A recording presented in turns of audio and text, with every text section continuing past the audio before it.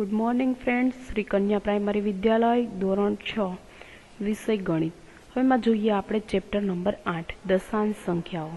દશાંશ સંખ્યાઓમાં જોઈએ સ્વાધ્યાય 8.3। સ્વાધ્યાય 8.3 માં શું કહે છે, કઈ સંખ્યા મોટી છે? તો એ આપણે દર્શાવવાનું છે 0.3 મોટા કે 0.4 મોટા, બરાબર? તો આપણે સંખ્યા જોતા જઈએ અને કઈ સંખ્યા મોટી છે અને કઈ સંખ્યા નાની છે તે ખાસ કરીને આપણે ધ્યાનમાં લઈએ। જોઈએ ઉપર અહીંયા આપણે પેલી સંખ્યા જોઈએ 0.3, બરાબર? પોઈન્ટ કાઢવા હોય તો શું કરવું પડે? મારે એના છેદમાં કેટલા લેવા પડે? 10, બરાબર?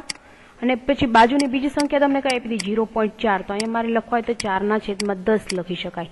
તો કઈ સંખ્યા મોટી કહી શકાય? આપણે જોઈએ તો 0.4 છે એ સંખ્યા મોટી કહી શકાય, બરાબર? હવે ત્યાર પછી આપણે જોઈ લઈએ બીજાની રકમ શું છે 0.07, એટલે 7 ના છેદમાં 100 લખી શકાય અને એ જ રીતે બાજુમાં 2 ના છેદમાં 100 લખી શકાય।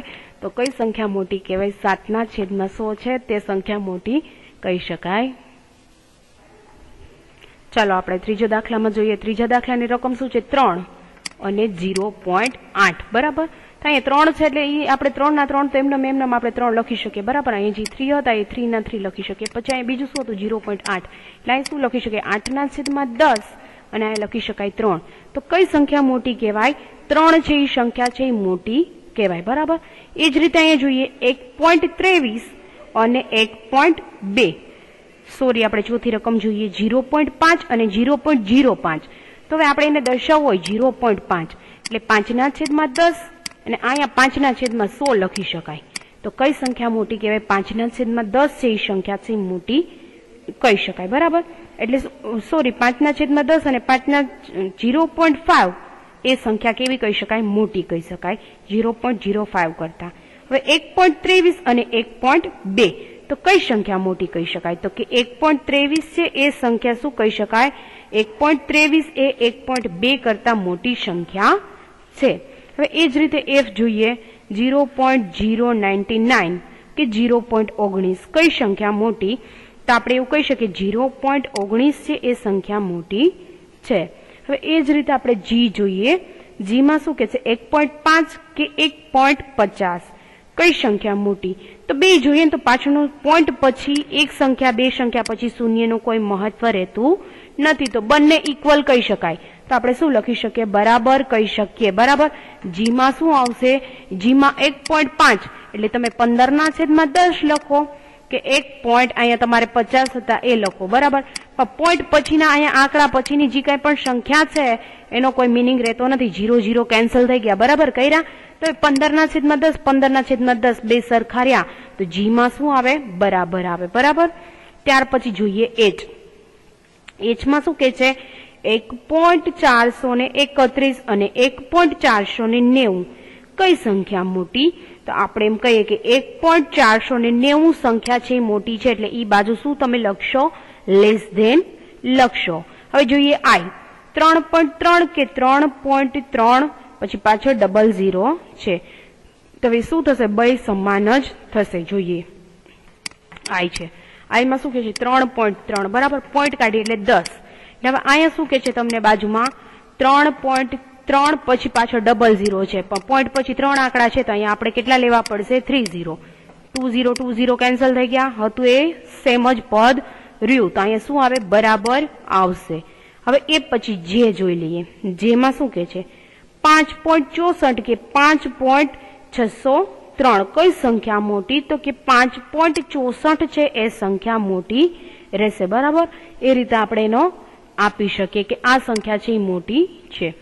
ત્યાર પછીનું શું કે છે? આ પ્રકારના 5 વધુ ઉદાહરણો બનાવો અને તેમાંથી મોટી સંખ્યા લખો। હવે એમાંથી 5 ઉદાહરણો બનાવવાના છે, આપણે 5 ઉદાહરણ બનાવીએ અને જોઈએ કે કઈ રીતે। તો આપણે પેલું લખીએ,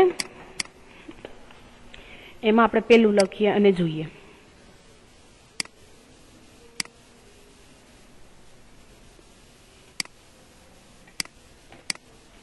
પેલું છે જોઈએ, પેલામાં શું કે છે?